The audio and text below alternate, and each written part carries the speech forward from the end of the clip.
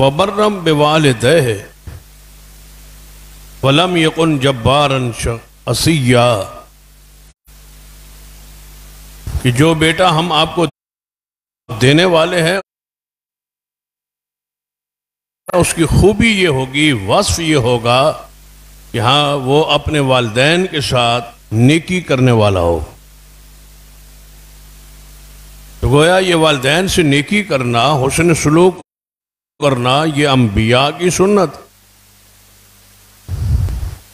یہ نیک لوگوں کا کام ہے، انبیاء کی یہ صفت ہے، انبیاء کا یہ عمل ہے۔ وبرم بوالدیہ ولم یکن جبارا شقیا، نافرمان نہیں ہوگا، جبار نہیں ہوگا، والدین کے لیے سخت مزاج نہیں ہوگا، والدین کے لیے انتہائی نرمی کرنے والا اور نیکی کرنے والا ہوگا۔ گویا یہ والدین سے حسن سلوک انبیاء کا طریقہ۔ سیدنا عیسیٰ ابن مریم علیہ السلام کی صفات کا قرآن میں ذکر ہے، ان کی خوبیاں بھی بیان ہوئی۔ ان کی خوبیاں بیان کرتے کرتے ارشاد فرمایا وَبَرًّا بِوَالِدَتِي، کیونکہ ان کا باپ نہیں ہے۔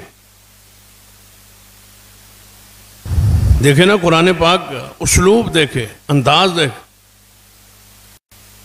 کیونکہ ایسا گروہ ہمارے ملک میں موجود ہے جن کا یہ نظریہ اور عقیدہ ہے عیسیٰ علیہ السلام کا نعوذ باللہ باپ ہے۔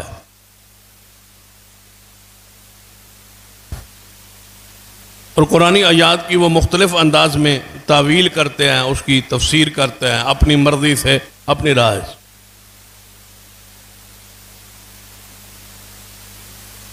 جس جس نبی کے اوصاف کا ذکر ہوا وہاں تذکرہ کیا ہے، وَبَرًّا بِوَالِدَیہ ہے، والدین کے ساتھ، ماں اور باپ کے ساتھ وہ نبی نیکی کرنے والا۔ لیکن جب یہی صفت، یہی خوبی عیسیٰ علیہ السلام کے لیے بیان ہوئی تو وہاں الفاظ ہیں وَبَرًّا بِوَالِدَتِی،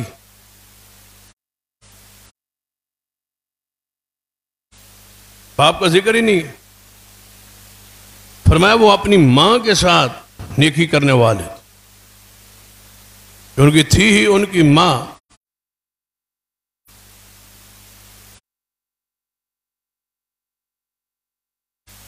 فَلَمْ يَجْعَلْنِي جَبَّارًا شَقِيًّا، فرمایا ہم نے ان کو اپنی ماں کے لیے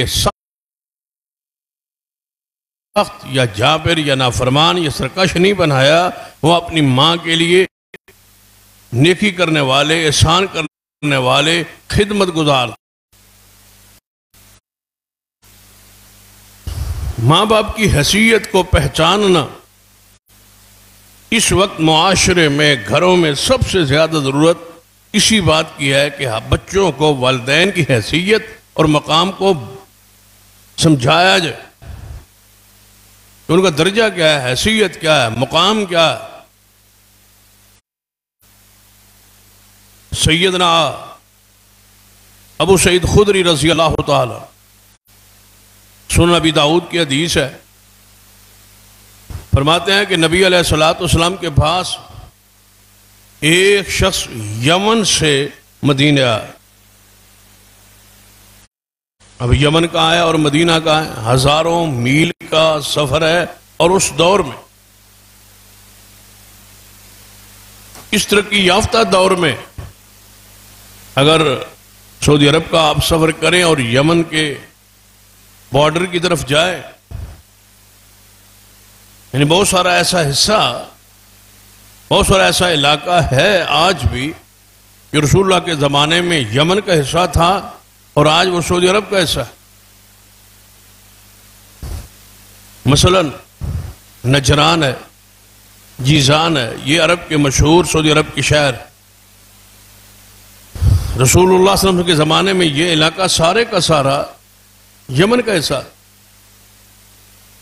تو اب بھی اس دور میں بھی اگر وہاں گاڑی پر بھی سفر کرے تو آج بھی سینکڑوں میل دور دور تک کوئی آبادی نظر نہیں آتی، باوجود اس کے کہ وہاں سڑکیں موجود ہے، سہولیات ساری موجود ہے۔ اس دور کا عالم کیا ہوگا اس وقت کا، جب یہ عام سڑکیں یا عام یہ ٹریفک، یہ ساری چیزیں، رونقیں یہ جو آج نظر آتی ہیں، یہ نہیں پیدل سفر تھے، یا اونٹوں پہ تھے، یا گھوڑوں پہ تھے، یا خچروں پہ تھے، یا گدھوں پہ تھے،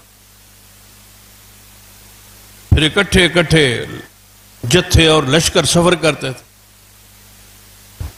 کئی کئی مہینوں کا سفر ہوتا تھا۔ یمن سے سفر کر کے وہ بندہ مدینے میں پہنچا، محمد مصطفیٰ صلی اللہ علیہ وسلم، رسول اللہ صلی اللہ علیہ وسلم نے اس سے ایک ہی سوال کیا کہ آپ کا یمن میں بات پیچھے کون ہے؟ آپ تو میرے پاس آ گئے، لیکن یمن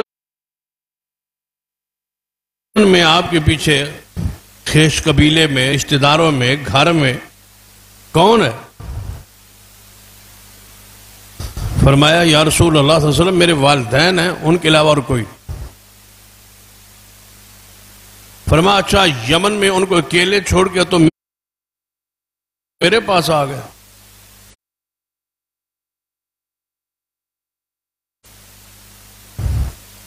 کیا آپ نے ان سے اجازت لی ہے؟ اجازت لے کے آئے ہوئے؟ یا رسول اللہ صلی اللہ علیہ وسلم بس میں نکلا اور آپ کی محبت اور آپ کی کشش اور آپ کا پیار، آپ کی زیارت، آپ کا دیدار مجھے کھینچ کے یہاں لایا، میں ان سے باضابطہ اجازت نہیں لے سکتا۔ اب ذرا اس پہ تصور کرے، ایک طرف والدین ہیں اور دوسری طرف کون ہے؟ محمد مصطفیٰ صلی اللہ علیہ وسلم۔ عقیدت میں، محبت میں، ایمان میں یہی ضابطہ ہے نا کہ ہزاروں والدین قربان ہے رسول اللہ کی ذات۔ وہ حدیث بھی ہے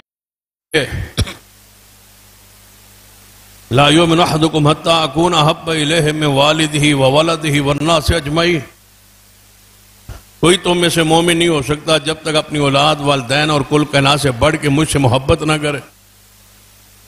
وہ ساری احادیث ہونے کے باوجود رسول اللہ صلی اللہ علیہ وسلم نے کیا فرمایا؟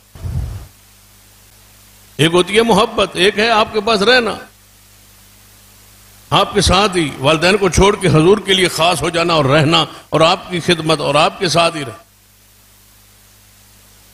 عرض کرتا ہے یا رسول اللہ صلی اللہ علیہ وسلم ان سے باضابطہ پوچھ کے نہیں آیا، آپ نے اسے سنتے ہی فرمایا ارجع الیہما، واپس لوٹ، اسی وقت یہاں سے واپس لوٹ جا اور جا کے اپنے والدین کی خدمت کر اور ان کے پاس رہ۔ تیرا ان کے پاس رہنا ضروری ہے بنسبت اس کے کہ تو محمد مصطفیٰ کے پاس رہے۔ یہ درجہ، یہ شان اللہ نے والدین کو بخشا۔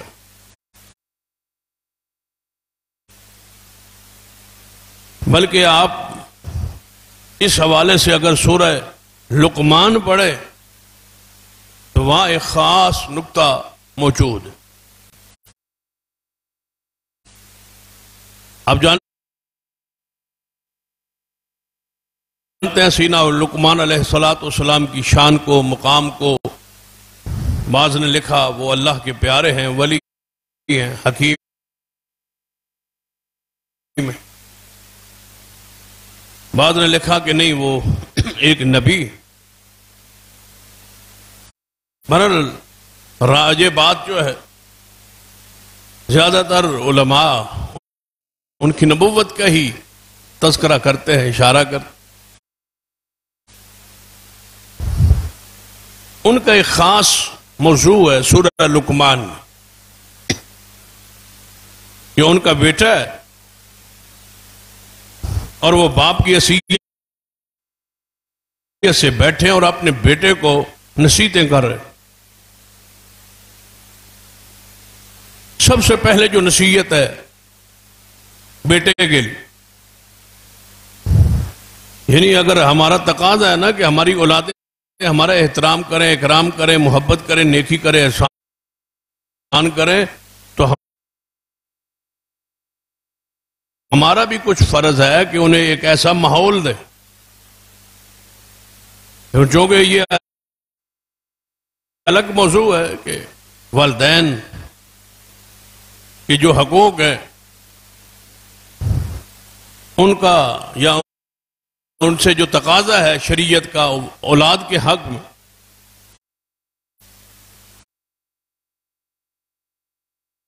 وہ تو الگ ایک چیپٹر ہے جس کو کبھی انشاءاللہ بیان کریں. تو حضرت لقمان علیہ السلام اپنے بیٹے کو نصیحت کر رہے.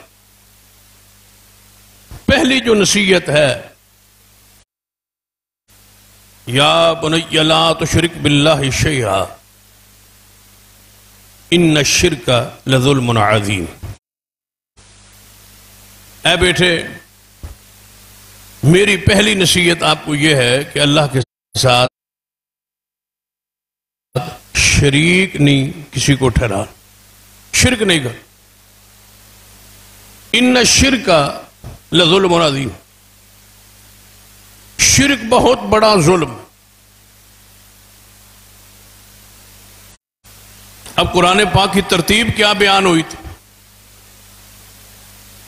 جو گزشتہ کئی خطبات میں ہم نے بیان کی کہ وَقَضَىٰ رَبُّكَ أَلَّا تَعْبُدُوا إِلَّا إِيَّاهُ وَبِالْوَالِدَيْنِ إِحْسَانًا، کہ عبادت اللہ کی اور والدین کے ساتھ حسن سلوک. یہ ترتیب ہے کہ عبادت اللہ کی ہو، حسن سلوک والدین کے ساتھ. لیکن یہاں کچھ بات جو سمجھنے والی ہے، ذرا اس پہ غور کرو.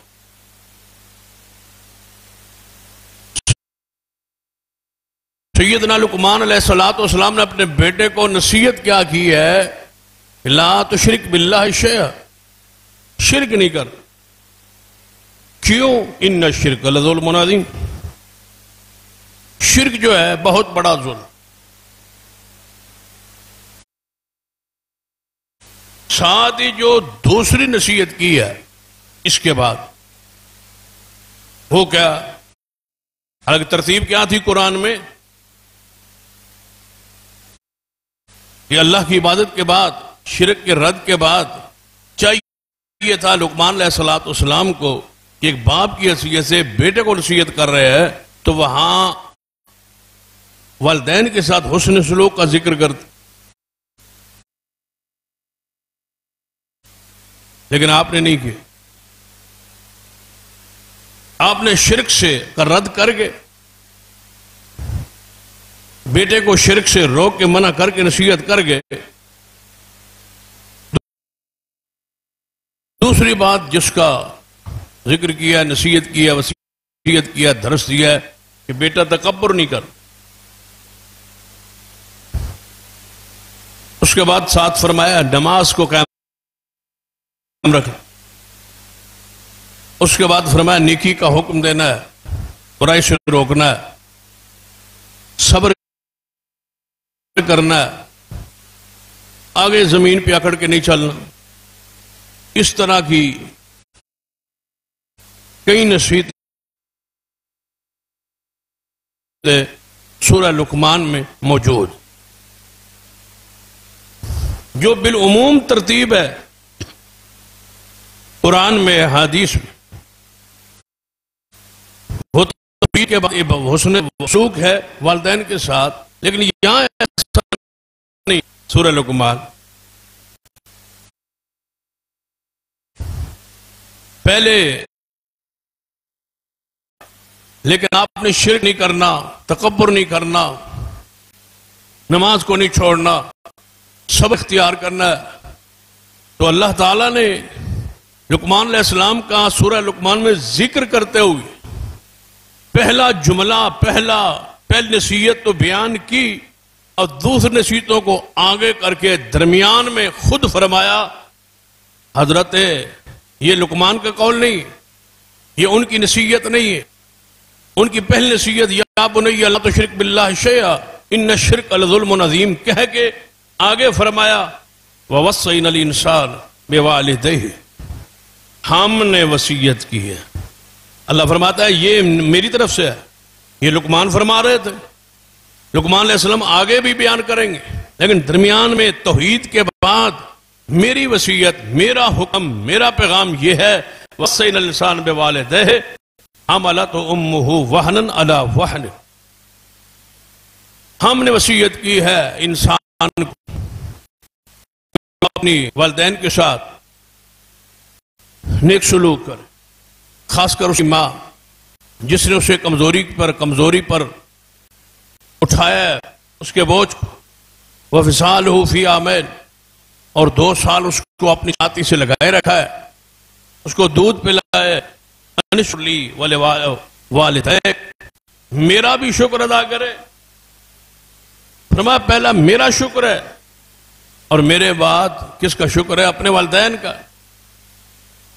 ساتھ ہی فرمایا وہ لقمان علیہ السلام ساتھ ہی اللہ تعالیٰ نے بیان کیا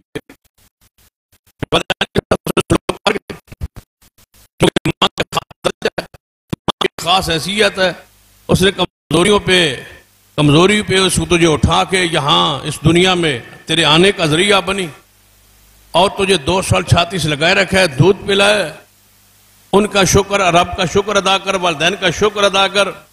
ساتھ ہی فرمایا وَإِن جَاهَدَاكَ عَلَىٰ أَن تُشْرِكَ بِي مَا لَيْسَ لَكَ بِهِ عِلْمٌ، ہاں اگر تیرے والدین تجھے شرک کا کہیں،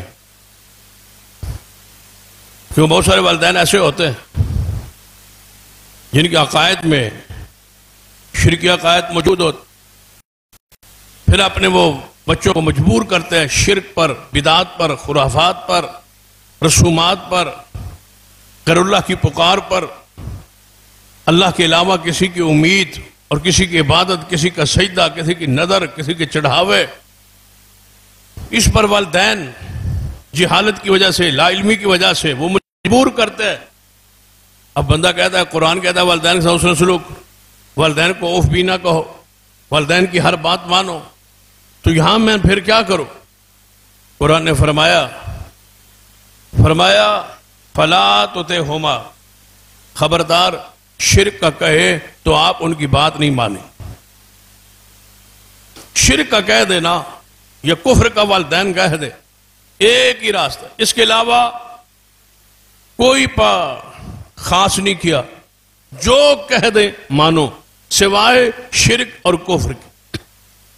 صرف 2 چیزیں ہیں، شرک ہو یا کفر ہو۔ والدین کہیں کہ شرک کر نہیں کر، بدعت میں جا نہیں جا، کفر اختیار کر نہیں، جس طرح حضرت سعد کی ماں کا تذکرہ،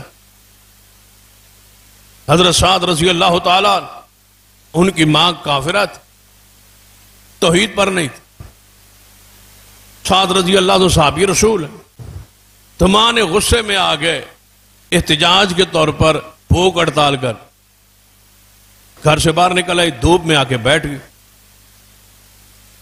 قسم اٹھا لی میں نے سائے پہ نہیں جانا، چھاؤں میں نہیں جانا، اور میں نے کچھ کھانا بھی نہیں، پینا بھی نہیں، مر جاؤں گی بھوک سے، پیاس سے، دھوپ سے، گرمی سے مر جاؤں گی، اور سعد کے لیے پورے عرب میں ایک تانا بن جائے گا، یہ وہ شخص ہے جس کی وجہ سے اس کی ماں مر گئی۔ وہ بھوک پہ کوئی چیز کھاتی بھی نہیں، پیتی بھی نہیں، اور دھوپ پہ بیٹھی۔ حضرت سعد آئے، فرمایا ماں چھاؤ پہ آج کھانا پینا شروع کر دے۔ ام سعد نے کہا ہے،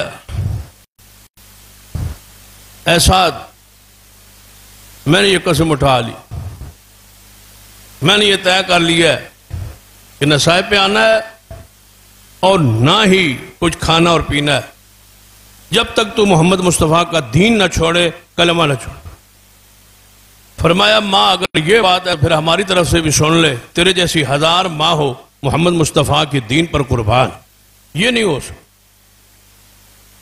اسی وقت یہ آیات آئی، اسی وقت اللہ تعالیٰ نے یہ قانون نازل کر دیا، اگر وہ شرک اور کفر کا آپ کو کہے وہ تو جہالت کی وجہ سے کر رہے، مالی صلح کبھی علم، ان کے پاس تو وہ چیز کا علم نہیں ہے، پہچان نہیں ہے، اللہ کی معرفت نہیں ہے، وہ کفر میں ہے، ضلالت میں ہے، گمراہی پر ہے، شرک پر ہے، ان کی بات نہ مانے۔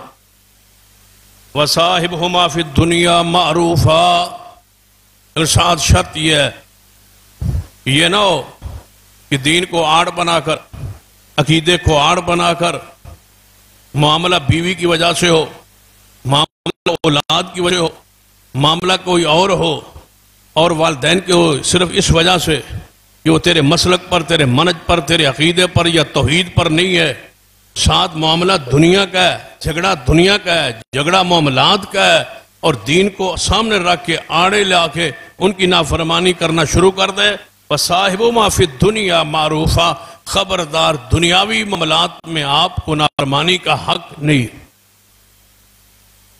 ہر حال میں معروف، نیکی، حسن سلوک کرنا ہے، دنیاوی سارے معاملات۔ اس پر کئی ایک واقعات موجود ہیں کہ دنیاوی معاملات میں ان کی اطاعت۔ حضرت ابو ہریرہ رضی اللہ تعالیٰ آئے تھے، یا رسول اللہ صلی اللہ علیہ وسلم میری ماں مسلمان نہیں، اور سب سے زیادہ بڑی بات یہ ہے کہ میرے لیے جو تکلیف دہ ہے، پریشانی والی بات ہے، جب میں گھر جاتا ہوں نا، ماں میری کوئی نہ کوئی جان بوجھ کے آپ کے خلاف بات کرتی، جس سے مجھے تکلیف ہوتی ہے، تو کیا میں پھر اپنی ماں کو قتل کر دوں؟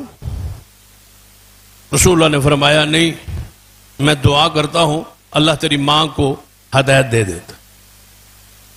یا رسول اللہ پھر دعا کر دے۔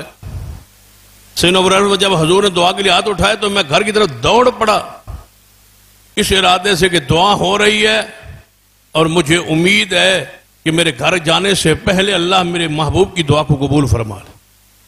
فرماتے ہیں بس میں گھر پہنچنے کی دیر، دروازہ کٹکھٹایا، اندر نہانے کی آواز آ رہی، پانی گرنے کی آواز آ رہی تھی، جیسے بندہ نہاتا پانی اوپر ڈالتا ہے تو پانی کی آواز آتی، وہ آواز آ رہی تھی۔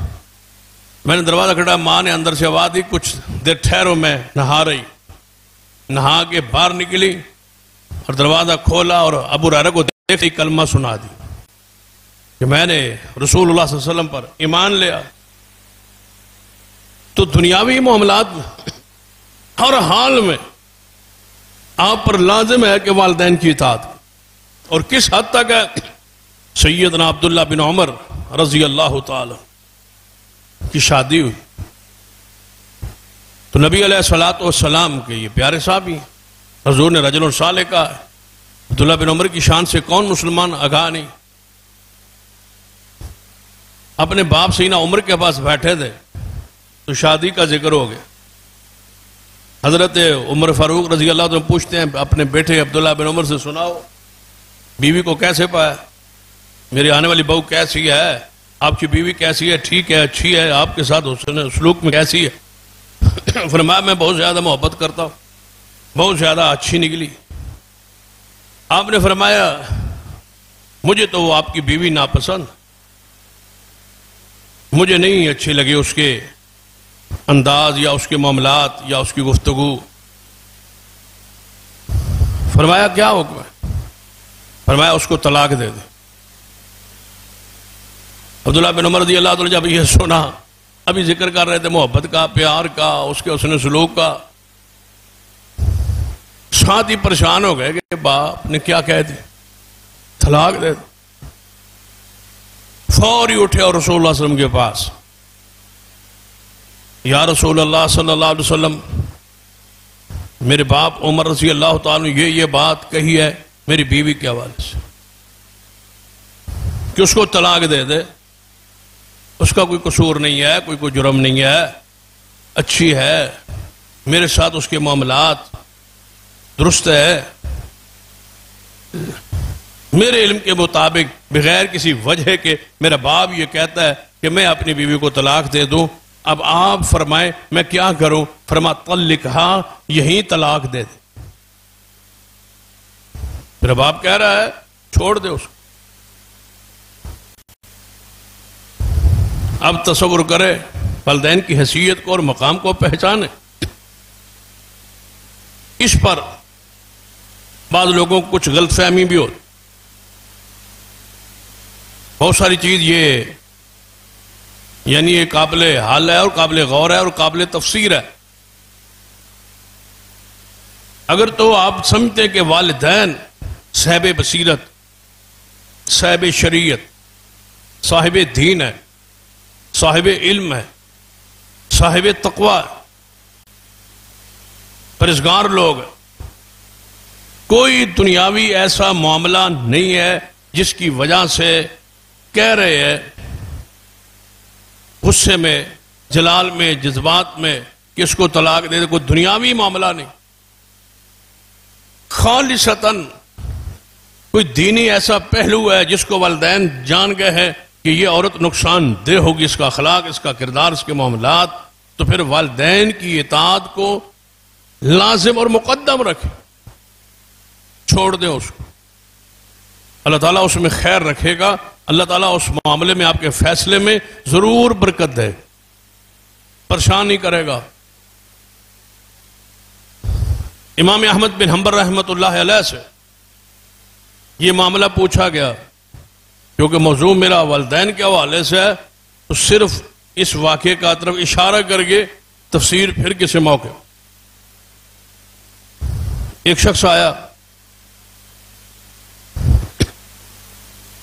اس نے آگے پوچھا، سوال کیا امام احمد بن حنبل رحمہ اللہ کہ میری بیوی میرے ساتھ ٹھیک ہے، اس نے سلوک میں اچھا اس کا، لیکن میرا باپ اس سے اختلاف رکھتا ہے اور میرا باپ یہ کہتا ہے کہ اس کو چھوڑ دے، اس کو طلاق دے. آپ نے فرمایا رہنے دے، نہ دے طلاق.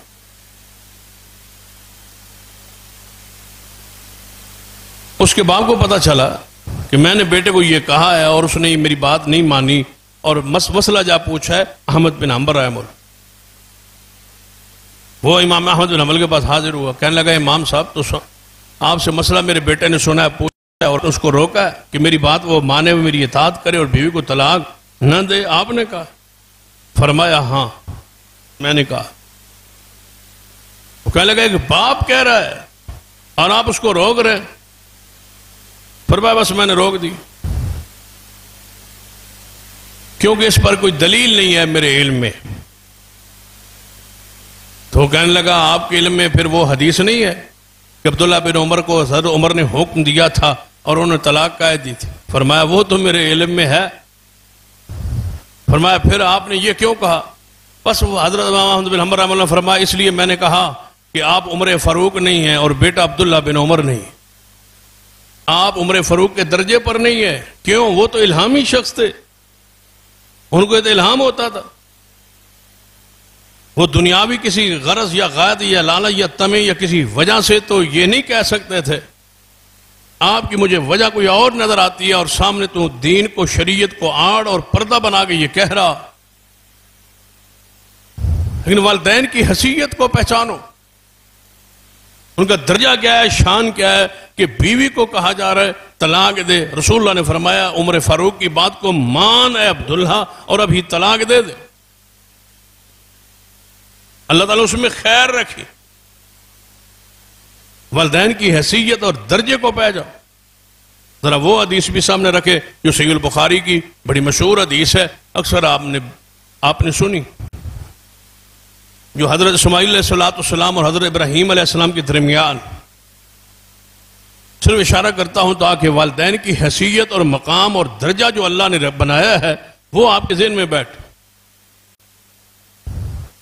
سیدنا ابراہیم علیہ السلام عراق سے سفر شروع کیا ہے، یا بیت المقدس سے اصلاح کے سفر شروع کیا ہے اور مسجد حرام میں آئے. یہ ہزاروں میل کا سفر ہے جو براق پہ طے ہو. براق وہ ہو جس پر ہر نبی سوار ہوتا، براق وہ ہو جس پہ رسول اللہ نے معراج کی. یہ نبیوں کی سواری آسمانوں پہ ہے، اور اس سواری کو نبیوں کے لیے استعمال کیا. اس کی ایک تاحد نگاہ ایک قدم ہے. یہاں سے قدم اٹھائے تو جہاں تک آپ کی نگاہ جاتی ہے وہاں اس کا ایک قدم. اس سے تیز رفتار سواری اللہ کی مخلوق میں نہ بنی ہے اور نہ کوئی آج تک بنا سکا ہے اور نہ قیامت تک بنائے گا. یہ کتنی تیز ہے. معراج کے سفر کو دیکھ. رسول اللہ مسجد حرام سے بیت المقدس گئے اور آنکھ جھپکنے سے بھی پہلے آسمانوں سے بھی ہو کے واپس آ گئے. نہ یہاں جہاز پہنچتے ہیں نہ آپ کی تیز رفتاریاں پہنچتے ہیں، کچھ نہیں پہنچتا جہاں یہ براق ہے.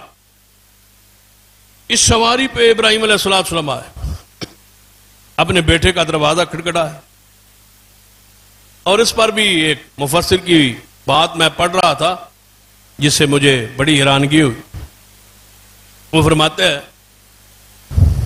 کہ ماں کا اتنا حساس درجہ ہے اور اتنی شان ہے کہ کسی نبی کی ماں اور بیوی کو اللہ نے ایک گھر میں کبھی اکٹھا نہیں کیا. ساری سیرت پڑھ، آدم سے لے کر جناب محمد مصطفیٰ تک کسی نبی کی بیوی اور ماں ایک گھر میں اکٹھی نہیں ہوئی. یا ماں پہلے دنیا سے چلی گئی، یا جہاں ماں ہوئی وہاں ان کی بیوی نہیں، یا اللہ نبیوں کو گھر سے نکال کے نکاح کا یہ فیصلے ہو. موسیٰ علیہ السلام کو پڑھ لیں، دیگر انبیاء رسول کو پڑھ لیں، اس پر لکھا ہے علماء نے کہ اس کی وجہ یہ ہے کہ یہ حساس ترین رشتہ ہے، کہیں جھکاؤ نہ ہو جائے بیوی کی طرف. یہ حساس ترین رشتہ، لگے انبیاء معصوم ہوتے لیکن دل کی جو کیفیت ہوتی ہے اس کا مالک تو اللہ ہے. رسول اللہ کی حدیث بھی ہے، بیویوں کے درمیان جب آپ کی کہیں ایک بیویاں تھیں تو حضرت عائشہ سے زیادہ محبت تھی، اور رسول اللہ فرمایا کرتے تھے یا اللہ اس بارے نہ پکڑ لینا، اس پر مواخذہ نہ کرنا، دل میرے اختیار میں نہیں ہے، یہ تیرے اختیار. گھر میں ماں بھی ہو بیوی بھی ہو تو دل کی کیفیت تو پھر اللہ کے اختیار میں. اختیار میں تو انبیاء معصوم ہوتے تو اللہ نے اکٹھا ہی نہیں کیا. تو یہاں ذرا دیکھیں حضرت ابراہیم علیہ السلام اپنے بیٹے کے دروازہ کھٹکھٹایا. بڑی معروف حدیث ہے، صحیح البخاری کی ہے. تو دروازے پہ اللہ کا امر کہ باپ دور سے ملنے آیا ہے، بیٹا گھر میں نہیں. اسماعیل علیہ السلام سفر میں ہے کیونکہ وہاں کوئی سبزہ یا خوراک یا یہ چیزیں کھانے وانے کی موجود نہیں ہوتی تھی. یا کوئی بکریاں یا دودھ ہوتا تھا یا گوشت ہوتا تھا، اور گوشت زیادہ شکار کا تھا تو آپ زیادہ شکار پھر فرما لیتے. تو اسماعیل علیہ السلام شکار پر تھے تاکہ گھر کے لیے کوئی چیز، کھانے کے لیے کوئی چیز، کوئی گوشت لاؤ. پیچھے بیوی بیٹھی تھی تو دروازہ کھٹکھٹایا تو بیوی سے پوچھا کہ کہاں ہے حضرت اسماعیل علیہ السلام. اب نکاح یہاں ہوا ہے، بعد میں ہوا ہے. ابراہیم علیہ السلام تو موجود نہیں تھے نکاح کے وقت، وہ ان کو نہیں جانتی، وہ اس کو نہیں جانتی. غیبانہ تعارف، پہچان سب کچھ ہے لیکن معرفت نہیں تھی چہرے کی. تو انہوں نے کہا وہ شکار پر ہے. فرمایا اچھا وہ شکار پر ہے، آپ کی گزران کیسے ہو رہی؟ ہر بار کے ماحول، خرچ ورچ جو معاملات ہیں وہ صحیح چل رہے ہیں نا؟ اب جانتی نہیں ہے کہ یہ آنے والے کون ہیں، اور اس نے اپنے اخلاق کا وہ پورا مظاہرہ کر دیا. کھانا کیا ہے، پینا کیا ہے، ہر وقت شکار پہ رہتے ہیں. آئیں تو کوئی چیز لے آئیں تو پکائیں تو کھلائیں، کیا کھانا ہے کیا پینا ہے. بڑی مشکل گزران ہے. اخلاق والی، کردار والی بیوی کا یہ انداز ہوتا کہ جانتی نہیں ہے پوچھنے والے کو، اور وہ گھر کا سارا ماحول بتلا رہی کہ کوئی نہیں ہے، کھانے پینے کے شکاری ہیں اور شکار پہ رہتے ہیں نعوذ باللہ، اور وقت مل جائے تو پھر آ جاتا ہے، کوئی مل جائے چیز تو کھا لیتے ہیں، نہیں تو پھر یہی حالت ہے، یہی کیفیت. ابراہیم علیہ السلام نے یہ الفاظ سن کے اس گھر میں ایک لمحہ بیٹھنا بھی گوارا نہیں. جس گھر کی بہو کی حالت یہ کیفیت ہو، ایک لمحہ گھر میں بیٹھنا بھی. دروازے پہ کھڑے ہو کے فرمایا اچھا اسماعیل آئے تو انہوں کو سلام کہہ دینا، اور ساتھ کہہ دینا کہ گھر کی چوکاٹ کو بدلو، تبدیل کرو. کچھ دیر گزری تو اسماعیل علیہ السلام آتے ہی بیوی نے سمجھا اب بیوی بڑی خوش ہے، بات کی تہہ تک نہیں نہ پہنچ. کم عقل بھی ہوتی ہے، ناقص العقل بھی ہوتی ہیں. وہ بیٹھی ہے گھر میں، وہ سمجھ رہی ہے پتہ نہیں کوئی کہہ رہے ہیں بھائی یہ گھر بدلو، کوٹھی بنا دو اس کو. بڑی خوش خوش بیٹھی ہے. وہ آ گئے اسماعیل علیہ السلام، فرمایا ایسے ایسے ایک بزرگ آئے تھے، انہوں نے دروازہ کھٹکھٹایا، انہوں نے پوچھا، سارے اہل احوال پوچھے تو میں نے ان کو یہ باتیں کی اور وہ کہہ گئے تھے آپ کو سلام دے گئے تھے اور جلدی واپس چلے گئے. براق پہ آنا ہے جانا ہے, ٹکے نہیں ہے رکے نہیں. پھر کہہ گئے گھر کی چوکاٹ بدل دو. بس اسماعیل السلام کے سننے کی دیر تھی. پھر ایک لمحہ بھی یہاں رکنے کی یا وقفے کی گنجائش ہی نہیں.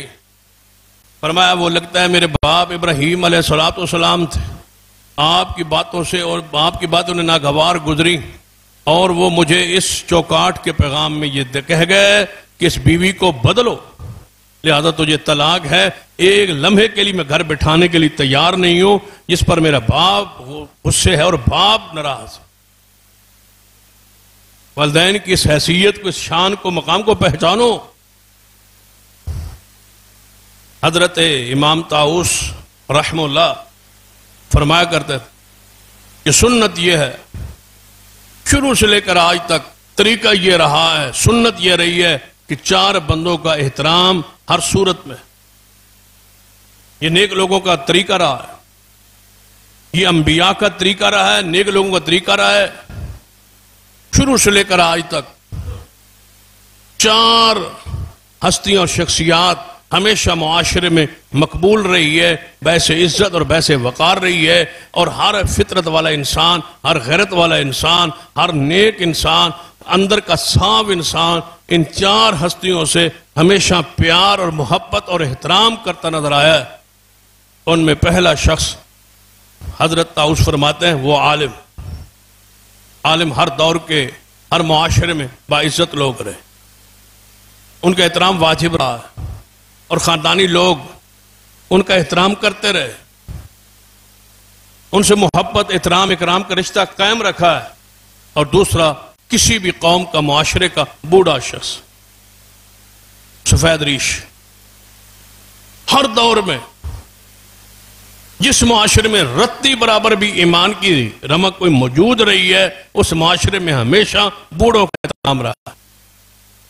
ہمارے معاشرے میں بھی ایسا ہوتا ہے, لوگ بڑوں کے سرہانے نہیں بیٹھتے تھے, لوگ بڑوں سے آگے نہیں چلتے تھے, لوگ بڑوں سے محفل میں مجلس میں پہلے نہیں بیٹھتے, لوگ بڑوں کو خود اٹھ کے جگہ دیتے تھے, بسوں میں, سواریوں میں, سفر میں.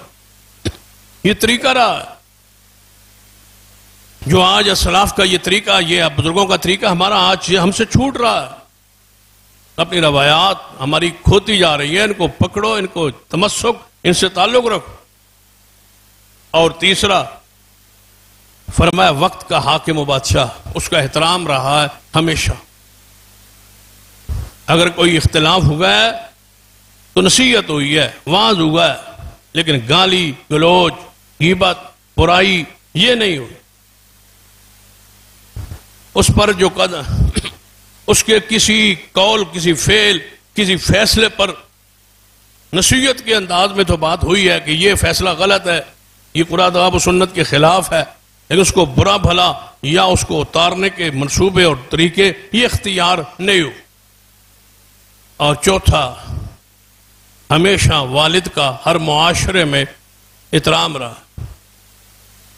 اور آپ حیران ہوں گے, اس میں جانوروں میں بھی یہ خاصیت موجود.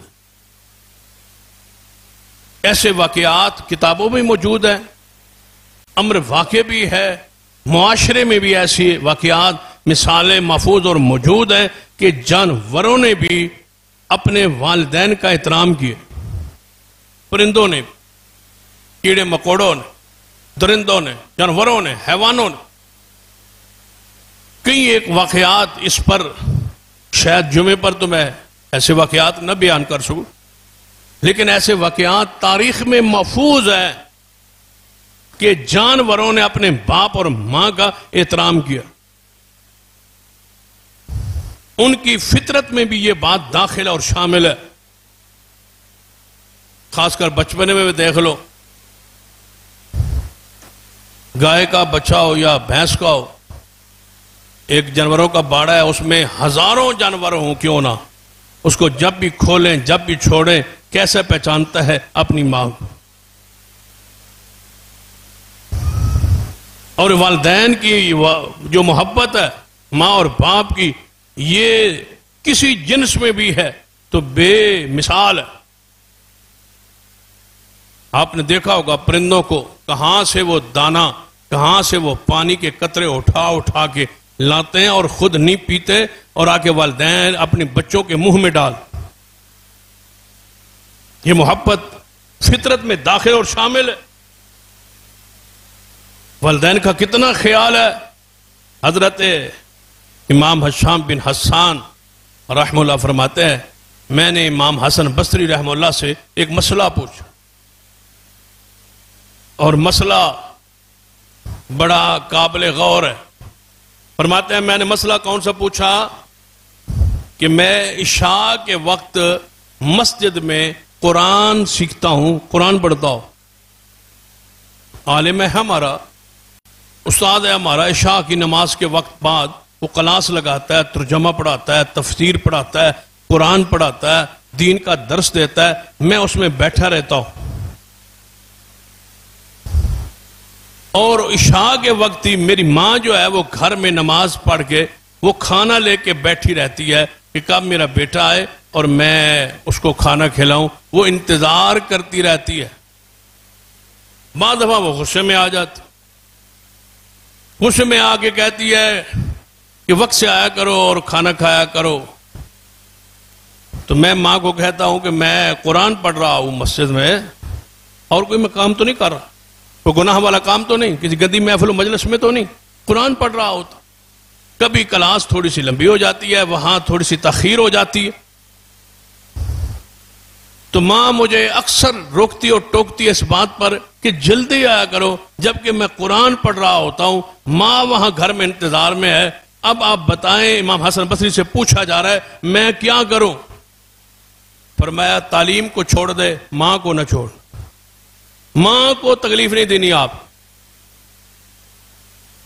ماں انتظار میں ہے نا. فرمایا نفلی عبادت، نفلی علم جتنا بھی ہے نا وہ تیری ضرورت نہیں ہے. ماں کی خدمت یہ واجب ہے، یہ فرض ہے. اس تعلیم کو مختصر کر، ماں انتظار میں نہ ہو. محفل کس کی ہے؟ قرآن کی. مجلس کس کی ہے؟ قرآن کی. درس کس کا ہے؟ قرآن کا. ماں انتظار میں. اب ہم ذرا غور کریں، ہم کہاں ہوتے ہیں؟ عشاء کا نہیں، ماں تو کتنے بجے تک انتظار کرتی رہتی ہے، اور ہم دوستوں میں، چوکوں میں، چوراہوں میں، گلیوں میں، دوستوں میں، فضول مجلسوں میں، گندی مجلسوں میں بیٹھے ہیں، اور ماں گھر میں کھڑی انتظار کر رہی ہے. بتاؤ قرآن کا درجہ اور مقام کہاں؟ اس کو چھوڑو اور ماں کے پاس پہنچو. بلکہ وہ حدیث بھی ہے،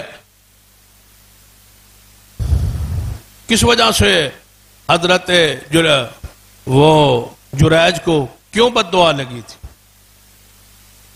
وجہ کیا تھی؟ ماں بلا رہی ہے، جریج نماز پڑھ رہا. کیا پڑھ رہا ہے؟ نماز. آواز کون دے رہی ہے؟ ماں. جب ماں کی آواز آئی، جریج نماز میں ہے، کہتے ہیں میں نے دل میں خیال کیا کہ عجیب میری ماں ہے، جب میں نماز پڑھنے لگتا ہوں آواز دینے لگ جاتی. جب بھی بس نماز کا وقت ہوتا ہے کوئی نہ کوئی ماں کی طرف سے آواز آ جاتی ہے. اب نماز اللہ کے لیے ہے، اور ماں کی ضرورت بھی اس وقت ہوتی ہے جب میں نماز پڑھتا ہوں. بس میری نفلی عبادت کا وقت ہوتا ہے، ماں کی آواز. ایک بار، دو بار، کئی بار جب ایسا ہوا تو ماں نے کہا تجھے موت نہ آئے جب تک کسی بدماش اور گندی عورت کا تو چہرہ نہ دیکھے. بس ماں نے یہ کہہ دیا. نماز نے بھی نہیں بچایا ماں کی بد دعا سے. حکم کیا ہے؟ اسلام کیا ہے؟ دین کیا ہے؟ اگر تم نماز پڑھ رہے ہو، نفلی نماز آپ کی تہجد جاری ہے یا نفلی عبادات جاری ہے، فرائض تو ہے ہی ہے، وہ تو پڑھنے ہی، وہ تو لاگو ہے، وہ فرض ہے. اس کے علاوہ جتنی نفلی نماز ہے وہ آپ کی پڑھی جا رہی ہو، گھر میں ہو، آپ نفل شروع کی ہوگے، تہجد شروع کی ہے، کوئی نفلی عبادت کر رہے ہیں، ماں کی آواز آ جائے وہیں توڑ دو نماز، اسی جگہ پہ چھوڑ دو، ماں کے پاس پہنچ جاؤ. وہ نماز میں ثواب نہیں جو ماں کی اطاعت میں ثواب. نماز پھر پڑھ لیں، نفلی عبادت ہے نا، وہی چھوڑ دیں. یا نہیں کہ جلدی جلدی کریں اور مکمل کریں اور سلام کے بعد جائیں گے، نہیں، وہیں توڑ دیں، چھوڑ دیں نماز. ماں کی ضرورت پوری کریں، ماں کا کام کریں، ماں کی خدمت کریں، پھر وقت ملے تو نماز پڑھ. اس کی قضا ہے، اس کی کوئی قضا نہیں. اس میں تاخیر ہے، اس میں کوئی تاخیر نہیں، اس میں ہر صورت آپ کو نماز چھوڑ کے ماں کی خدمت کے لیے آگے بڑھنا۔ سیدنا جریج کو وہ بد دعا کھا گئی، کہاں ولایت، کہاں ذکر اذکار، کہاں نمازیں، پھر موت نہیں آئی جب تک وہ ماں کی بد دعا پوری نہیں ہوئی۔ حجرے میں بیٹھے ہیں، اپنی جھونپڑی میں بیٹھے ہیں، وہ بدکار عورت کمرے میں آ گئی، جھونپڑی میں آ گئی۔ اس نے کہا آپ مجھ سے بدکاری کریں۔ اس نے کہا میں تو اللہ سے ڈرتا ہوں، میں تو یہ معاملہ بدکاری والے راہ کو میں تو نہیں چلتا۔ عورت نے اصرار کیا، انہوں نے انکار کیا۔ ماں نے بس یہی کہا تھا نا، موت نہ آئے جب تک بدماش عورت کا تو چہرہ نہ، چہرہ تو دیکھ لیا ہے نا، جتنا ماں نے کہا تھا اتنا ہو گیا ہے۔ وہ کہتا ہے یہ گناہ میں نہیں کرتا۔ اس نے کہا نہ، اگر تو گناہ کرے گا تو ٹھیک، نہیں کرے گا تو میں شور تو بچا دوں گی نا، کمرے میں تو آ گئی ہوں نا، بیٹھک میں تو آ گئی ہوں، جھونپڑی میں آ گئی ہوں، باہر نکلوں گی شور برگا دوں، شور کر دوں۔ جب اس نے بات نہیں مانی، اس نے جا کے منہ کالا بدکاری کسی چروائے کے ساتھ کی، وہاں اس کا وہ بدکاری کی وجہ سے بیٹا ہو گیا۔ جب بیٹا پیدا ہوا تو قوم نے صاحب نے پوچھا تیرا تو نکاح ہی نہیں ہوا، کنواری کا بچہ پیدا ہو گیا۔ اس نے کہا وہ ولی جس کو دم کرواتے ہو، بڑا ولی سمجھتے ہو، نیک سمجھتے ہو، مدر سمجھتے ہو، یہ اس نے منہ کالا مجھ سے کیا۔ بس بات سنی سنائی ہوتی ہے، تحقیق کے بندوں کی عادت نہیں ہوئی۔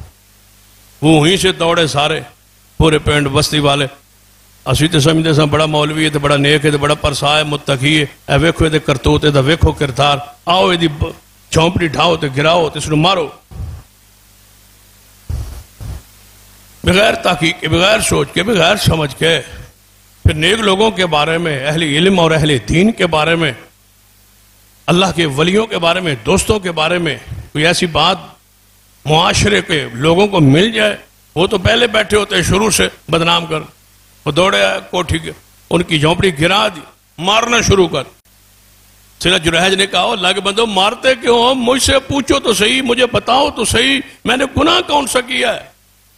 میرا گناہ بتلاؤ، میرا جرم اور قصور تو بتلاؤ۔ کہنے لگے جرم کہتا ہے، قصور کہتا ہے، یہ عورت ہے جس سے تو نے بدکاری کی اور اس کا یہ بچہ پیدا ہوا ہے۔ اللہ کا ولی بول اٹھا اللہ کی قسم میں نے یہ کام نہیں کیا، یہ عورت جھوٹ بولتی۔ انہوں نے کہا پھر؟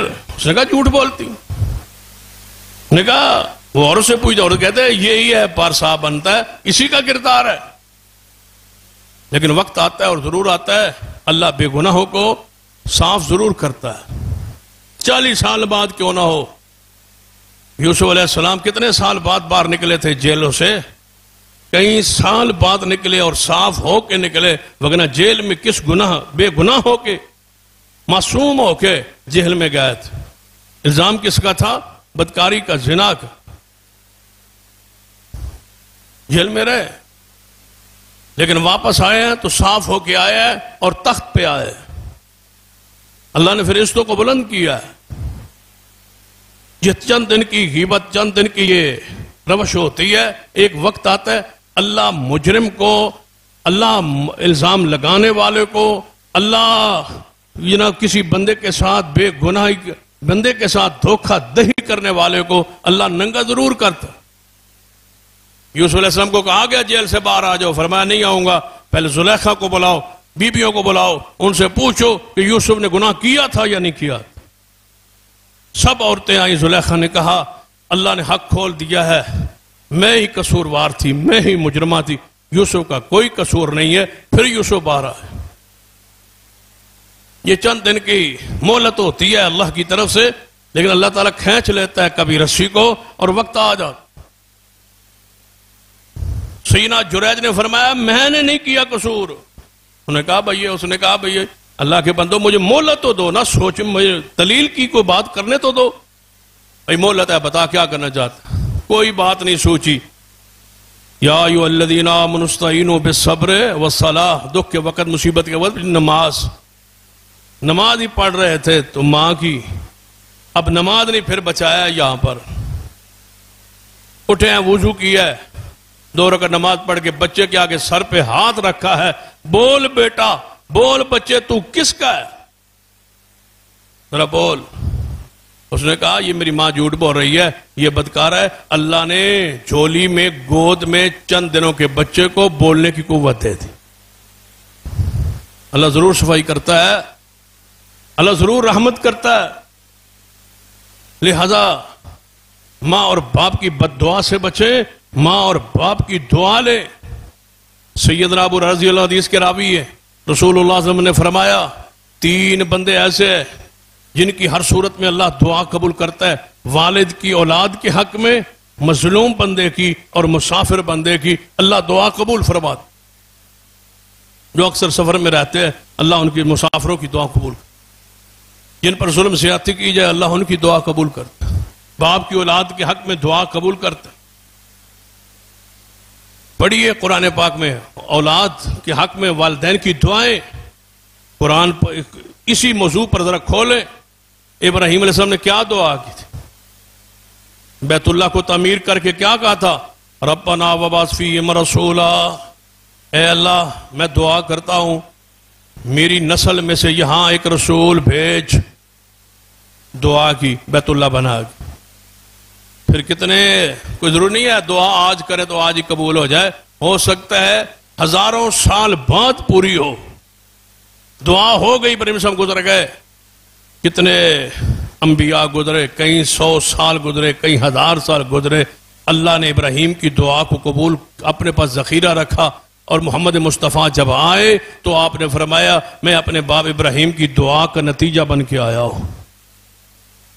یہ باپ کی دعا ہے اپنی اولاد کے حق، بیت اللہ کو بنایا، دعا اپنی اولاد کی امامت کے کی۔ پھر کیا کہا ہے؟ رب اجعلنی مقیم الصلاۃ ومن ذریتی ربنا وتقبل دعا ربنا اغفر لی ولوالدی وللمؤمنین یوم یقوم الحساب۔ اے اللہ مجھے اور میری اولاد کو نمازی بنا۔ ابراہیم علیہ السلام نے اپنی اولاد کی نماز کی دعا کی۔ اب قرآن کیا کہتا ہے؟ وَاذْكُرْ فِي الْكِتَابِ اسماعیل إِنَّهُ كَانَ يَأْمُرُ بِالصَّلَاةِ إِنَّهُ كَانَ يَأْمُرُ۔ یہ قرآن پاک نے کہا حضرت ابراہیم علیہ السلام کا ذکر پڑھیے، وَاذْكُرْ فِي الْكِتَابِ اسماعیل إِنَّهُ كَانَ صَادِقَ الْوَعْدِ وَكَانَ رَسُولًا نَبِيًّا، وعدوں کا سچا تھا اور اللہ کا رسول تھا۔ یا کان یامر اہلہ بالصلاۃ، اور اپنے گھر والوں کو نماز کا حکم دیتا تھا۔ باپ نے نمازی بیٹا مانگا ہے، جو باپ نے کہا ہے اللہ نے ویسے ہی اسماعیل علیہ السلام عطا فرمائے۔ پھر دعا کی ربنا وجعلنا مسلمین لک ومن ذریتنا امۃ مسلمۃ لک۔ اے اللہ مجھے اور میرے بیٹے اسماعیل کو اور اس کی نسل سے آگے ایک مسلمانوں کا گروہ، ایک پوری امت قائم رکھ اسلام پر، دین پر۔ یہ اپنی اولاد کے لیے دعا کر رہے ہیں۔ آج تک ابراہیم کی نسل پاک دنیا میں موجود ہے اور اسلام پر قائم ہے۔ جب ساری آزمائشوں سے پورے اترے، قال انی جاعلک للناس اماما قال ومن ذریتی۔ اے ابراہیم ہم تجھے لوگوں کا امام بنانے والے، یا اللہ میری اولاد میں بھی یہ امامت عطا کر دے۔ اپنی اولاد کے لیے دعا جاری رکھی۔ آج بھی بنو تمیم جو ہے عرب میں موجود ہے اور ابراہیم علیہ السلام کی اولاد میں سے ہے اور حق پر ہیں اور دین پر ہیں اور شریعت پر ہیں اور عرب میں سارے دینی امور کو سنبھالے ہوئے۔ یہ دعا ہے ابراہیم علیہ السلام۔ حضرت عیسیٰ ابن مریم کے بارے میں دعا پڑھ لے قرآن پاک، ماں کی دعا۔ جب حضرت مریم کی ماں نے کہا تھا کہ اللہ مجھے بیٹا دے، میں اللہ کی راہ میں وقف کروں گی، جو میرے پیٹ میں ہوگا، بچہ ہوگا بچی ہوگی، تخصیص نہیں کی، لیکن دل میں یہ خیال تھا کہ بیٹا ہوگا۔ لیکن جب پیدا ہوا دیکھا تو فرمایا یا اللہ میری خواہش تو تھی کہ بچہ پیدا ہوگا، یہ تو بیٹی ہوئی۔ وَإِنِّي سَمَّيْتُهَا مریم، میں نے اس کا نام مریم رکھا ہے۔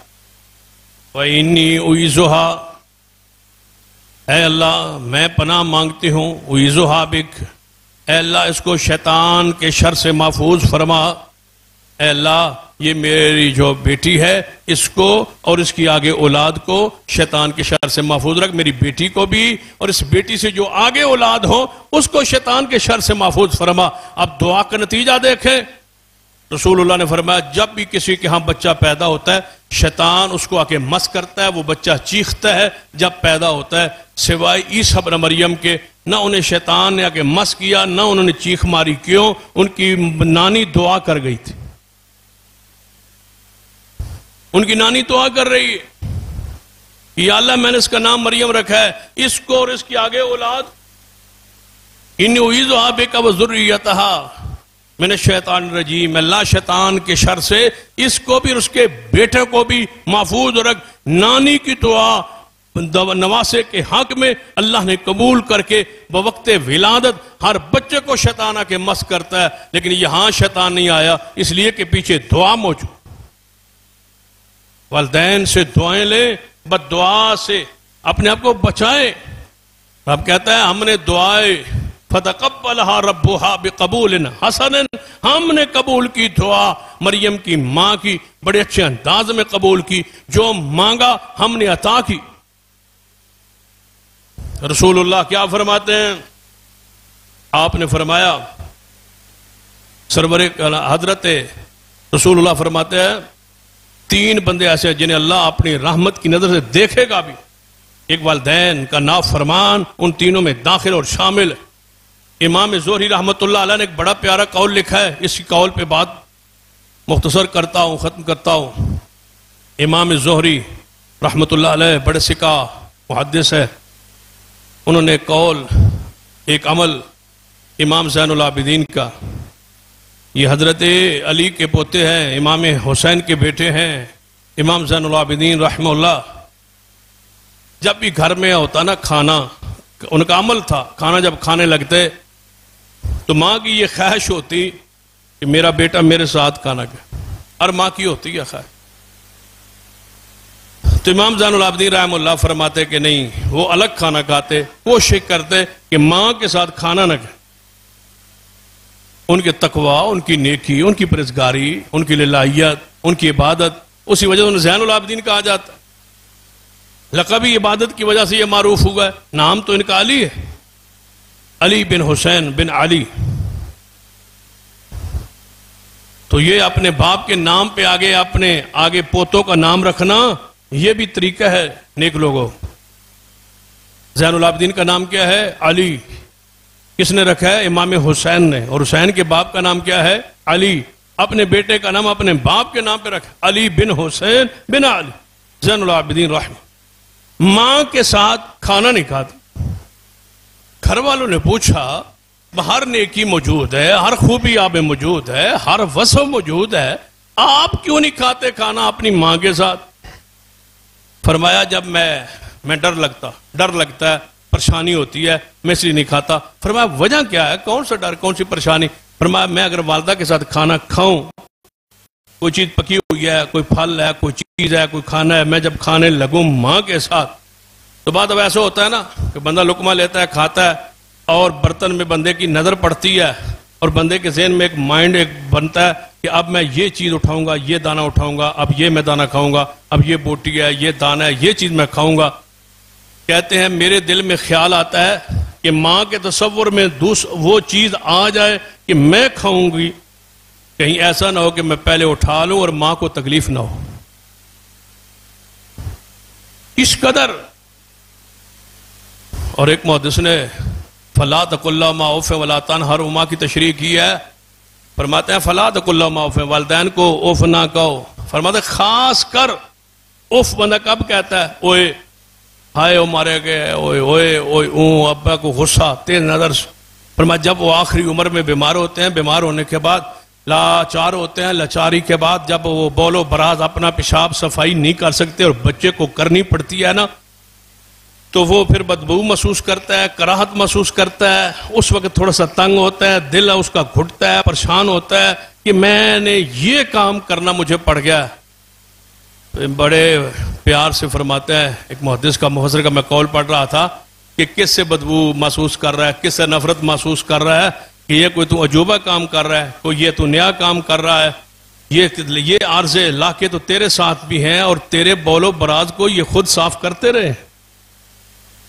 تو بچپن میں تھا، چھوٹی عمر میں تھا، یہ بدبو یہ بول و براز، یہ پیشاب، یہ صفائی، یہ ستھرائی جب تو کسی لائق و قابل نہ تھا تو یہی ماں سا کرتی رہی ہے، اور یہی باپ پاس بیٹھ کے اس بدبو کو سونگتا رہا ہے، وہ سب کچھ برداشت کرتا رہا ہے۔